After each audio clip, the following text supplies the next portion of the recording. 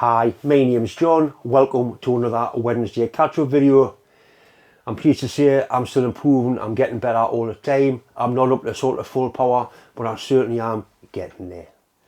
In last week's catch-up, I showed a little bit of that Jap petrol engine I bought at Corbridge auction at the Steam Rally, mainly the Magneto. I've had loads and loads of comments. I've had people ringing us up telling us that Magneto is an impulse Magneto. It's meant to do that. So I'll show a little bit more on the Magneto in today's video. I'm also going to put some more of the lathe tutorial series up. That does go down very well indeed. Some excellent comments. This coming weekend I'm going to Kelsall Steam Rally in Cheshire.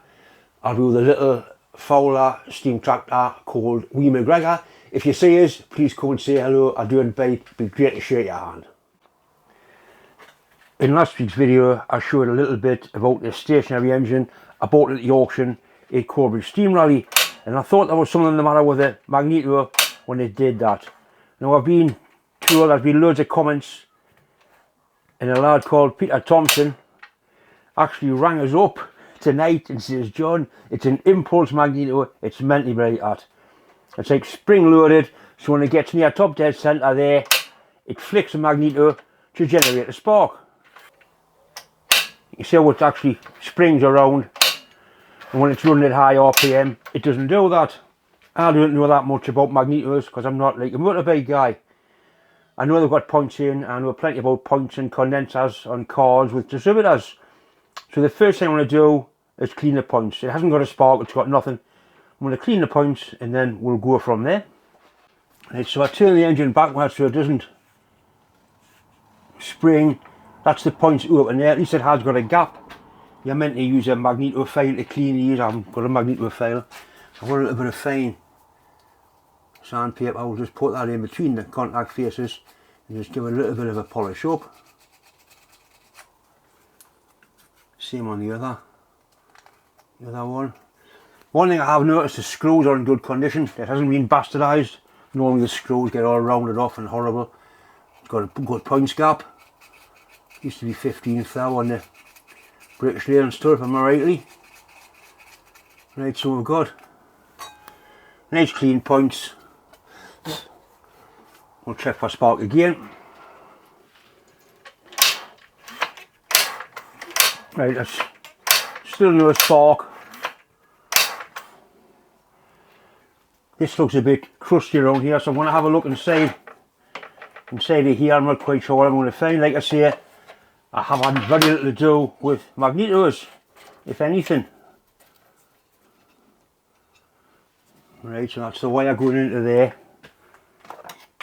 There's 4 screws on there. We'll take the 4 screws out. Have a little look inside of here. Let's put a little mark.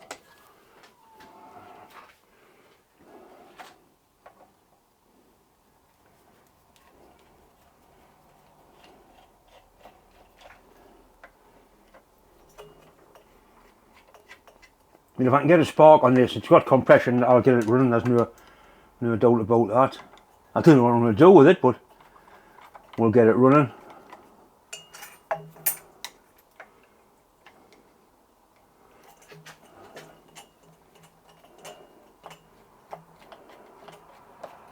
Right. Whoa. So inside of there, we've got the HT lead with a copper or a little brass screw on it. Right, and that's obviously the coil, and that's a wire, and that's the HT out of the coil.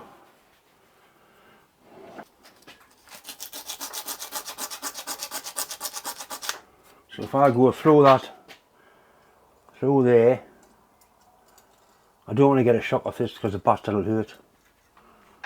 Oh, look at that spark, massive spark. Oh, ho, ho. Ho, ho, ho, ho. It's definitely going to be a run of this bastard.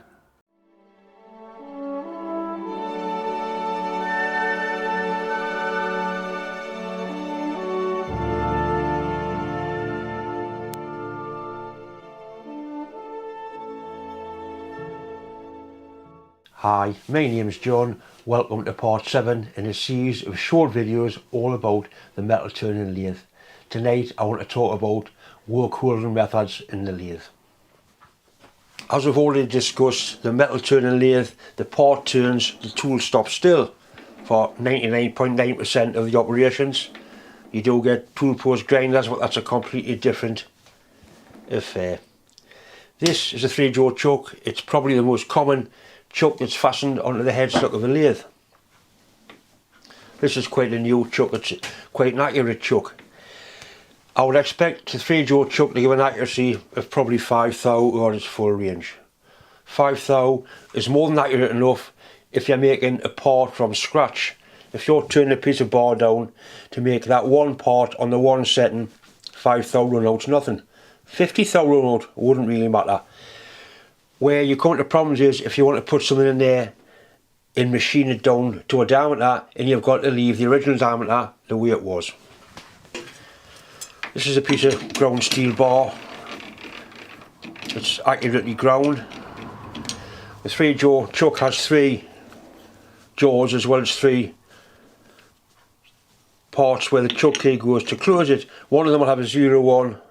That's the master one. That's the one that the chuck was locked up on when the jaws were ground, so we're locking up on that one.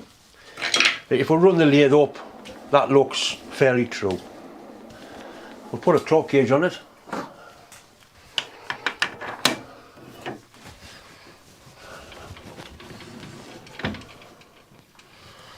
Bring the camera in so you can see better.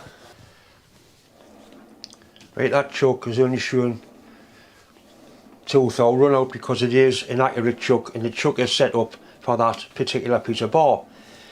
If you wanted to machine something out of that piece of bar, that's more than accurate enough. If you wanted to machine that, say take 20 thou off there or half a mil off there and be concentric with that diameter there, it wouldn't be, because you've still got the 2.5 thou run out. So if you need to put something in a chuck to run dead accurate, you need to use a 4-jaw chuck. The chances are your chuck won't be as good as this one. So what I'm going to do, I'm going to put something in and make sure that it does run out. Piece of aluminium stock here.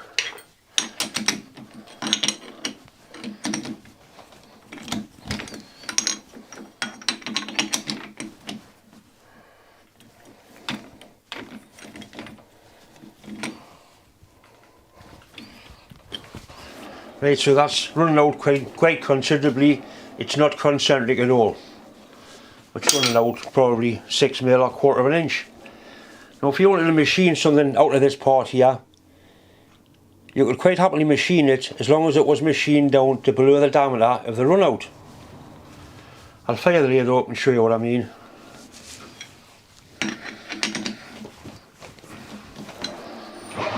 Right, so you can see that it's running out quite a long way.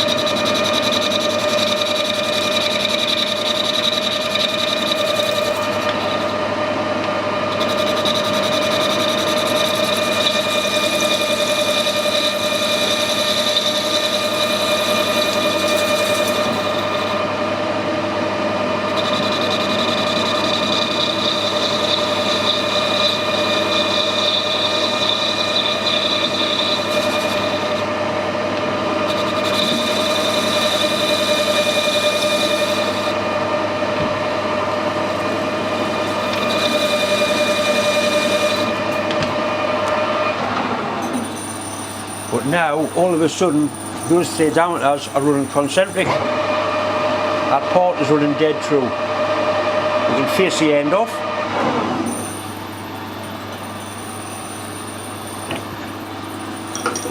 Just change the tool to see how to move the camera.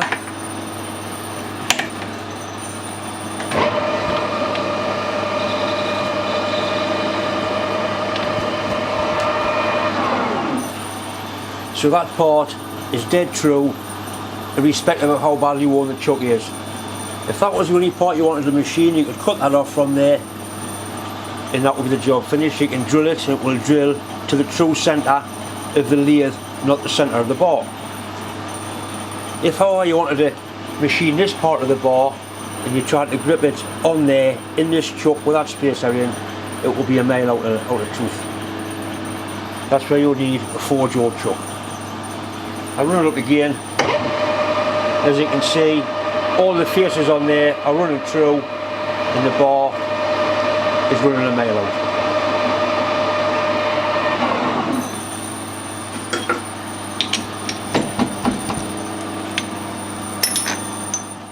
What you can also do is grip things on the outside of these jaws.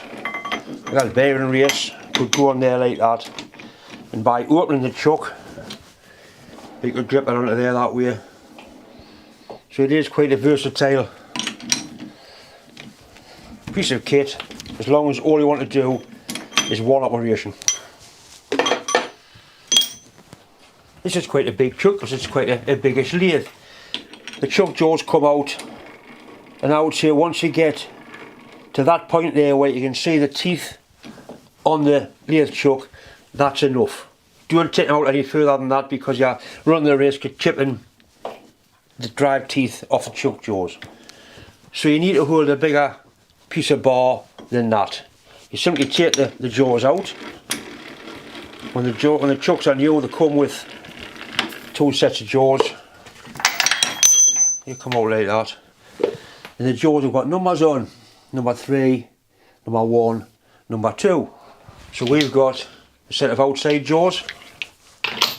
See the difference between the inside and outside jaw. So to put the chuck jaws in, we'll start off with number 1,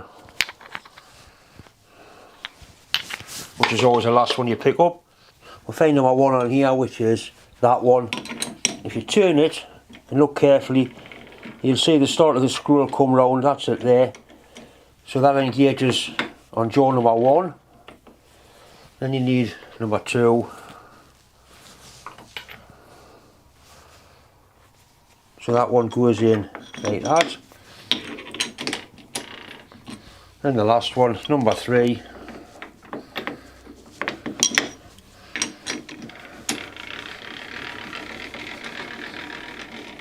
Once again, one tooth sticking out, so now you can grip something that diameter. Or that diameter, or even that diameter. Which makes the 3-jaw chuck quite versatile for gripping different diameters of workpiece. I hope you gained something from that short video. I got a bit more involved in the 3-jaw chuck than I was expecting to, which just means I'll have to do another video on the 4-jaw chuck, and then we can do collar chucks, face plates, turning between centres. Work holding is a massive part of lathe work. Once again, it's just time to say thanks for watching, thanks for subscribing, and a special thanks for all the well wishes and kind words that I've had come in. I've had some amazing emails, really do appreciate all the help. Anyway, thanks for watching.